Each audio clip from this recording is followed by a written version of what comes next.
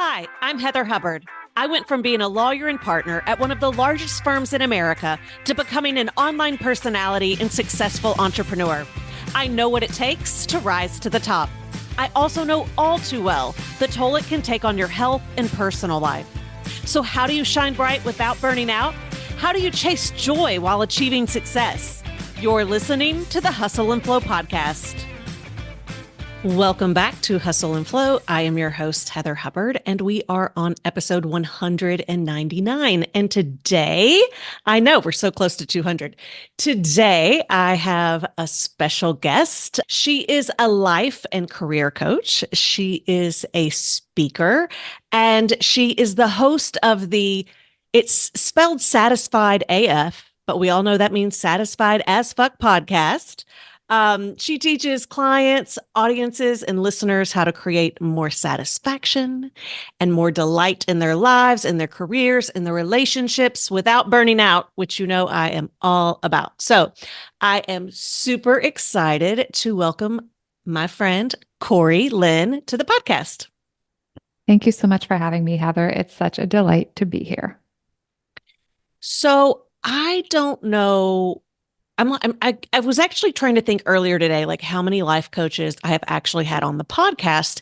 And in my mind, the only true life coach that I can think of was actually Kori Linn. She was the very first guest of Hustle and Flow. So, and then she blew up. So just prepare yourself. Mm-hmm. We are manifesting that for you. Love it. Love it. And also the podcast episode you did with Kara is actually how I first heard of you. When you came on her podcast, that's the very first time I heard of you. And then we were in a group together and I was like, oh, you're famous. Kara is up to big things. It is so fun to watch her just skyrocket. So I was thinking today that I would love to chat. I mean, we'll see where this goes, but I would love to chat about a little bit about the difference between a life coach and a therapist, because I'm very open on the podcast about my own struggles and my own experiences, having coaches, having therapists. I've gone through all the therapy. And a lot of times people will come to me who know me and then ask, like, what do I need? Do I need a therapist? Do I need a life coach? Like, I don't know, because they've never done it. And so they're curious, they're interested, but they're not sure. And I don't think there's enough conversation around this. So I agree. I would love to chat a little bit about that today, if you're down for it. I'm totally down. So the first thing I would say is I think a coach is well suited if you are in a generally pretty good place and maybe like something's not working or there's a goal you want to achieve. And like, I don't want to scare people off from coaching. Like it could be a pretty big thing. You can like be having a pretty serious career struggle, for instance. Like I've coached a lot on career and I've coached a lot of people who do not want to be in their current job anymore. And it's having a big impact on their happiness. Yeah. But it's kind of like isolated, right? And they believe that they're capable of having a better experience. And so we're just with coaching, we're like figuring out like, how are we going to do it? What are the actions we need to put into place? There is also, of course, mindset stuff of like, oh, where are my thought patterns or my beliefs getting in my way? Where are my narratives about what I believe to be true about myself and the world getting in the way, right? Like if they're like, oh, there's no jobs out there, you got to believe there's jobs out there in order to put yourself out there and get the next job. Whereas therapy, I think, is better suited if everything in your life is feeling blah or terrible. That could be more something like you may be experiencing depression. Now, obviously, I'm not an expert on that. But if you were like, every area of my life feels terrible and I can't get out of bed, I would be going like, I don't think coaching is the right thing for that moment. Obviously, there's lots of different kinds of coaches. There's also lots of different kinds of therapists. So even within therapy, you might be like, who's really good at working on depression? Versus there's all kinds of different things, different specialties, especially if you're bringing trauma to therapy, you really want to make sure you have a trauma trained and informed therapist. But I do think some things are just better suited for a licensed mental health practitioner. I will also say coaching, I think, is very in the now and future focused, whereas therapy does some in the now, it does some in the future, it does a lot in the past.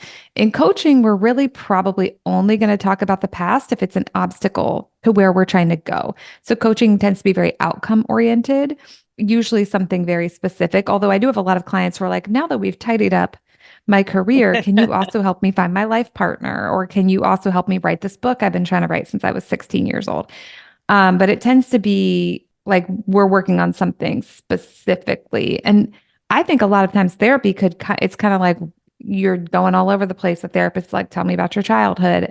Although there are also instances where the therapy is also like tightly oriented. Like I've done a lot of couples therapy, which I'm a huge fan of. We're obsessed with our couples therapist.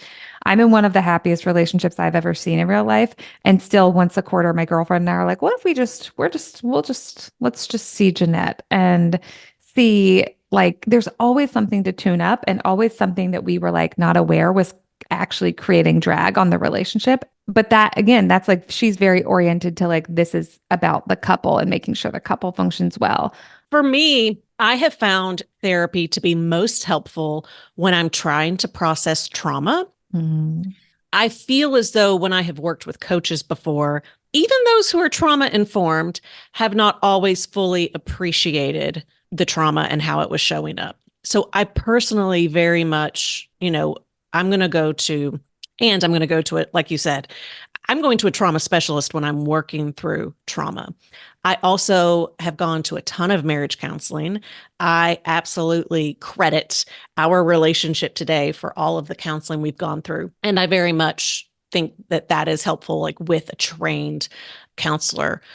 But I also have gone through a lot of therapy that was like talk therapy or kind of went on for a long time that was about anything and everything, where I actually didn't get the results that I wanted. Life coaching, I don't think was really a thing back then, or I wasn't aware of it because I felt like we were just talking and we weren't Mhm. actually making progress. Like there was no goal, there was no outcome. There was, I wanted homework. I wanted to get to the other side, not just stay in it. And I feel like coaches have helped me move towards something that I wanted, but didn't know how to get it. Yeah, I've experienced what you're talking. Like I've had some therapy that's been truly like I'm like, oh, that was absolutely life changing, and other therapy where I'm like, okay, so we've talked about the same thing for like a bunch, and I don't necessarily feel like anything's different. And I do think some people who've done therapy can be kind of frustrated at therapy for that. And what I would say is there's a million different kinds. And so it could also be that like talk therapy is not the thing everyone's doing, right? You can do CBT, which is cognitive behavioral therapy, which is very oriented to like how you think really impacts your life. So that has crossover with like the kind of coaching I do because we're also very mindset oriented. It's just me here, y'all. I'm very, very mindset oriented, but they're going to have more of that therapeutic lens. So again, if you're like dealing with trauma, like Heather said, but you want some of the pieces from coaching or like actionable insights. And you can also interview a coach or a therapist before you work with them. What are your trainings? What are your certifications?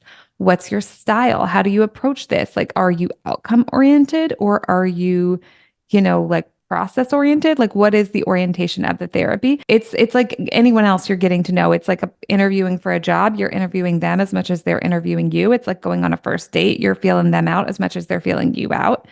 But I think for people socialized as women, sometimes we get into this like, I'm an A student and I'm like, I want to win the therapist and like, I want to win the date and I want to win the job interview. So I do think sometimes it takes a minute to slow down and be like, wait a minute, I'm not just trying to get them to approve of and co-sign me. I got to think about like, what do I want out of this? And is that on offer? Are they available for that? And that's as applicable to finding a coach or therapist as it is to, being on a first date from like Bumble. Well, I have found that most coaches will have, they're often called client consults or discovery calls. So you can Hmm. actually have that conversation. Therapists do too. Well, not too much around, not in Oh, Nashville. not around there? No, they generally don't really want to have a conversation on the front end. Like you can come in and pay for a Interesting. session. But I personally have like not found a lot of therapists who want to have a conversation to find out if it's a good fit. Their model just looks very different. Many of them are healthcare providers. They're taking insurance and can't charge as much as, life Right. coaching because you're more of an entrepreneur as opposed to like the licensed professional going through the regulations. So I do understand why they might not want to have a million different calls with people to see if it's a good fit. Um, but absolutely with life coaches, they they all seem to offer discovery calls to find so you can find the right fit. Yeah. Okay, so Heather, that's fascinating to me because I've Yeah. actually been looking for a therapist recently to help me work through something. And maybe it is like a regional thing because every single one I think that I've found over, I'm in California, y'all. Right. Every single one I've found, now they're not that long. They'll get on the phone with you for 15 or 20 minutes. I actually have Mhm. one in Seattle too, but not everyone will. Um, That's awesome. but yeah, so I just think that's really interesting because you're like, they don't. And I was like, what? Um, but and if they don't, you might be able to find something like an FAQ on their website that says, like, I don't do consult calls, but here's the answers to my frequently asked questions. I will say a lot of the therapists I'm interviewing, they don't take insurance, they're private pay, right? So it's out of network. And that might be part of the distinction. If it's out of network, they might be more willing to do like the consult call. It's more of the, Right. almost like coaching style. Right. Whereas if it's like your dentist usually isn't going to get on a 20-minute consult and tell you about their dental philosophy either, right? If they're more inside Right. the medical industrial complex. Um, Right. Yeah, part of it might be supply and demand. I'm not sure. That's so interesting. That's so interesting. So, okay, I was talking a little bit about the licensure and regulation. I was actually having a conversation with someone just yesterday, and they were talking about anyone can call themselves a coach. And I laugh because I'm like, yes, many people refer to me as a coach, but I always try to say, like, I actually have no coaching certifications. Like, I'm actually just I'm a strategist. I'm an advisor. I'm more like a sports coach, you know? mhm, But I think it's actually helpful for people to understand that even though it's not regulated, there are different certifications out there. And mhm. you're certified. And I know the school like that you kind of went through, but will you share just for the listeners a little bit about what it looks like to actually get certification in the kind of Mhm. program and school you go through? So, first of all, it is absolutely an unregulated industry, and there are pros and cons to that. So, I actually started my business before I was certified. I read a lot of books. I had been coached myself. I had some ideas about how it worked.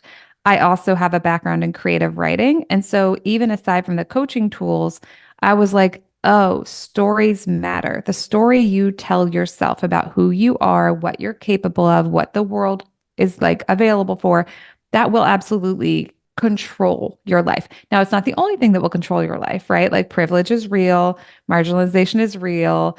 Like there's all these other things that are also real, but the narrative that we live inside of is the thing that we have more power over. And it's also the thing that then allows us to go out and impact the other things that we have like less individual power over, right? To like do activist work and make change in the world.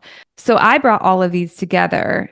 And it's also funny because before I quit my corporate job, they called me the office life coach because I was always talking about all this stuff anyways. I was always like, did you know like the way you think about things matters? Like it's kind of dorky in retrospect, but that's who I am. But I also really care about like learning how to do things and becoming very good at them. And so I did go get a certification. And then I got a second certification in intersectional feminist coaching from Cara, actually. So that was like taking the coaching tools and applying the layers of like intersectional feminism, which explains that we're all having these different like different lived experiences and that the variety of identities that we belong to and whether those identities are marginalized or dominant are going to have an impact on our lives and our experiences, et cetera. And so all of that to say, I think the thing with coaching is there are certifications, they do matter. They will teach you really incredible tools.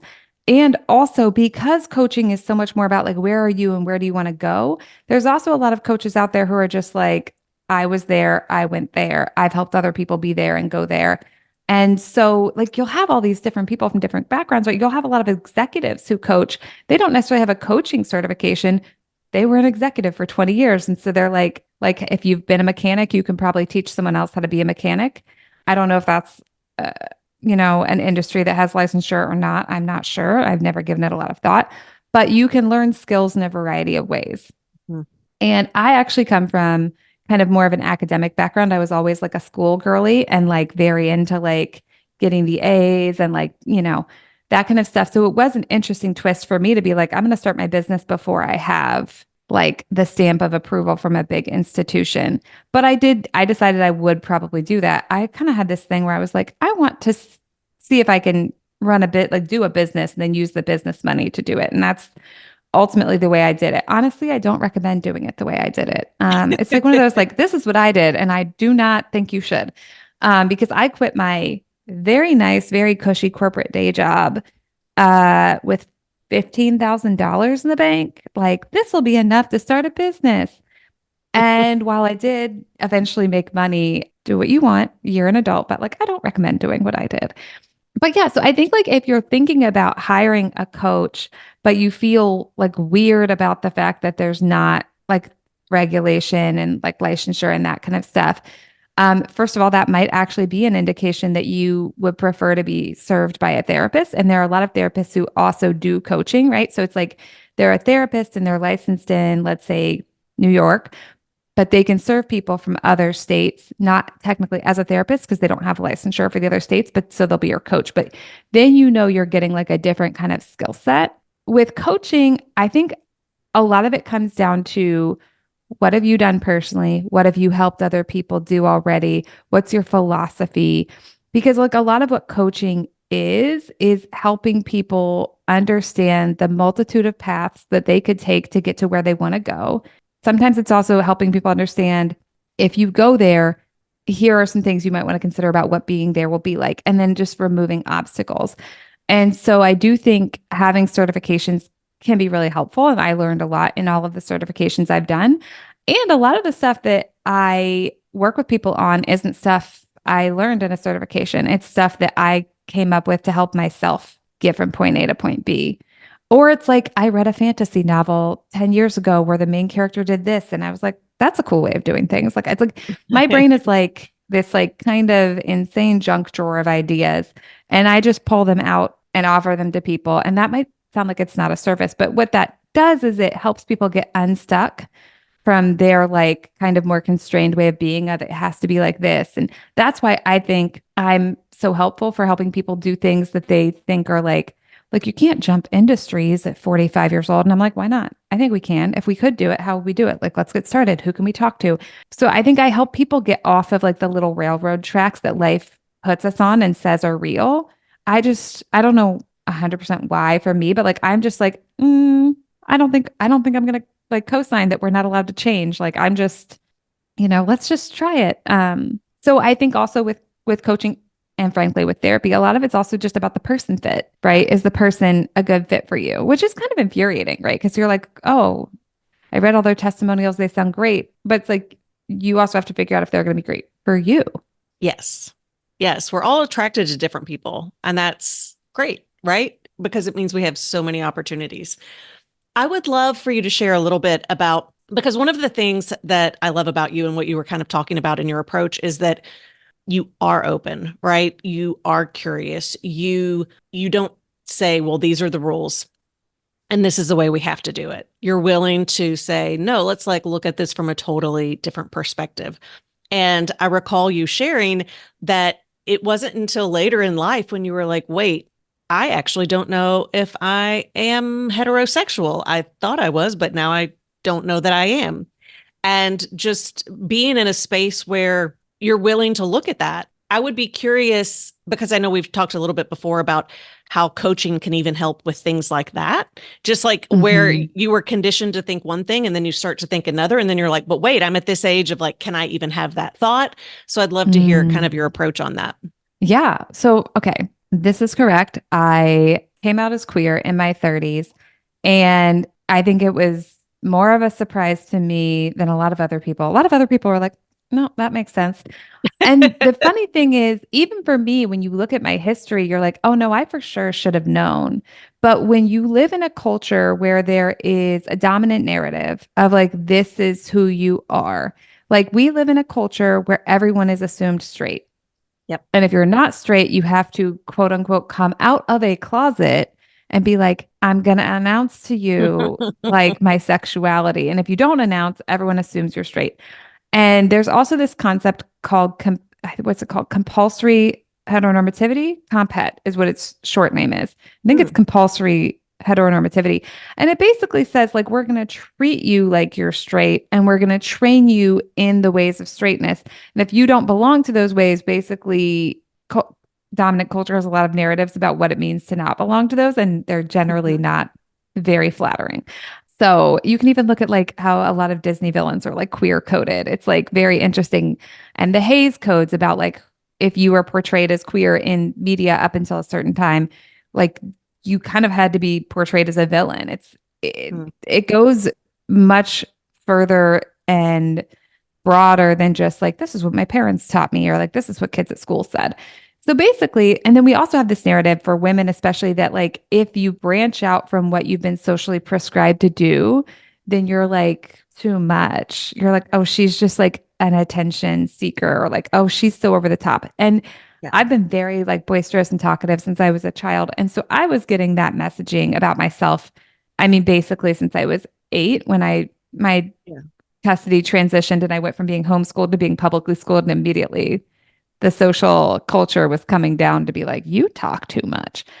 So, anyways, I think if we didn't live in that culture, I would have been more in the queer identity a lot longer because I was already experimenting. And for anyone who wants to know more about like my story, you can also go listen to the episode of my podcast about coming out at work. But it's kind of about coming out in general as well. But basically, I'd already had all these experiences, and but I was like, oh, but I'm just like that couldn't be my real identity. I must just be like adventurous, right? I'm like, oh, everyone makes out with other women in college. Like that doesn't mean anything because like that's the narrative of like, Yeah. first of all, if Yeah. you're a man and you kiss one other man, everyone's like, you're gay. But if you're a woman, you can kiss like dozens of women and everyone's like, yeah, that sounds like being 20 years old. It's Yeah. so weird. So, anyways, fast forward, I'm in my early 30s and I'm just like, I don't think I'm just adventurous. I think there's really something here. And it was so scary, honestly. Like, and it felt so vulnerable. And I'm someone who's like, I'd say more than the normal amount, like comfortable being outside the lines of culture. And I was still like, what are people gonna think if I talked about having a boyfriend at work and then I talk about dating a woman? Are people gonna think I'm doing it for attention? Are people gonna think I'm weird? And like also like when you belong to a privileged identity and then you step out of that identity and you're like, nope, that's not me. Then I remember also being like, oh, I was an ally and that felt like I'm an ally, but now I'm a queer person and that feels differently vulnerable. Like, am I going to be rejected? Am I going to like lose access to people's like love and care? Or am I gonna be the recipient of hate crimes? Right. And like obviously, like, well, maybe not obviously this podcast, but like I identify as a woman and I was socialized as a girl slash woman. And so it's not like I'd never been the non-dominant, like being a woman means 10 to 1 you've been street harassed and like all of these things. But I already knew that I'd lived in that identity my whole life. Mhm. So even though there's a lot of it that's quite unsavory, there's a lot of other kind of terrible treatment that I never received. Although, in 7th grade, I did cut all my hair off and they did call me Ellen the lesbian because it was like the Ellen DeGeneres time. Yeah. So on the other hand, I had already been Mhm. harassed for my queer identity that I didn't even know about. So it's kind of like weird when you're like, oh, that was rude of them, but they turns out we're not wrong. So I think being willing to be surprised, even about yourself, is the biggest gift you can give yourself and the biggest gift you can give the world. Because I think when you allow yourself that flexibility, that elasticity of like, I can be surprised about myself and that doesn't have to be a bad thing. Like you come into yourself in such a beautiful way. And it's such a gift both to yourself and that you can like live in more. authenticity than you even knew was available, but also to the world, because I think when people live in authenticity, it is such a gift to everyone. And it's also like this is how things like innovation happen, right? It's like when you allow yourself to be surprised and to go places that you didn't assume you were going. It reminds me of how, in many ways, I've actually tried to compartmentalize my life.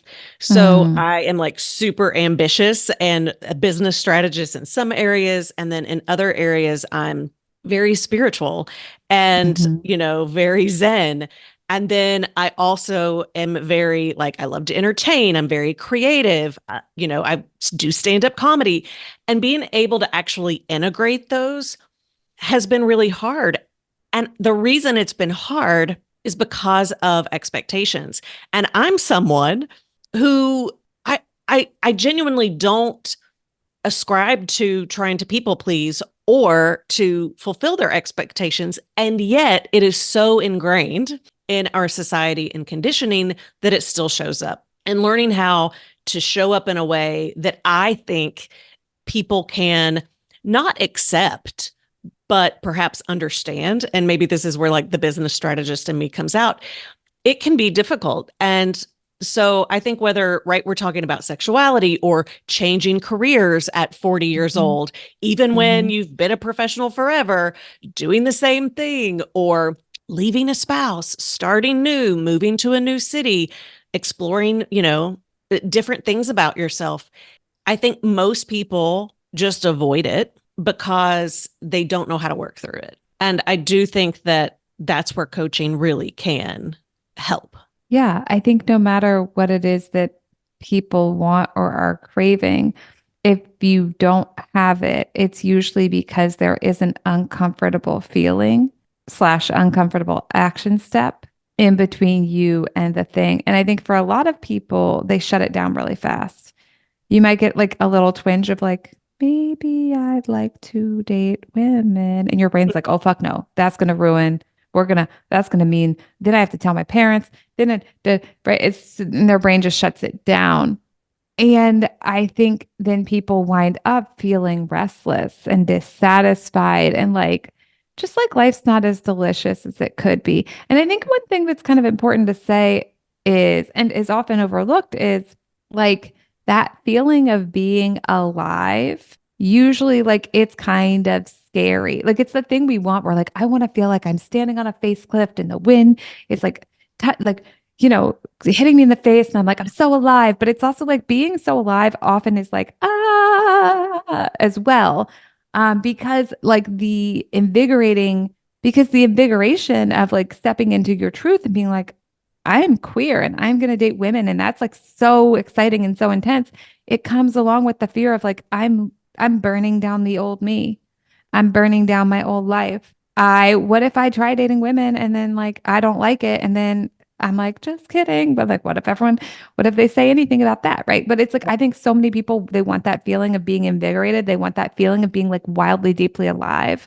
But they're like, but how do I have that without the fear and vulnerability? And I'm like, I don't think you can. Right, right. And I think, as two people who get uncomfortable a lot to work through that, I think we would both say that the trade off is worth it.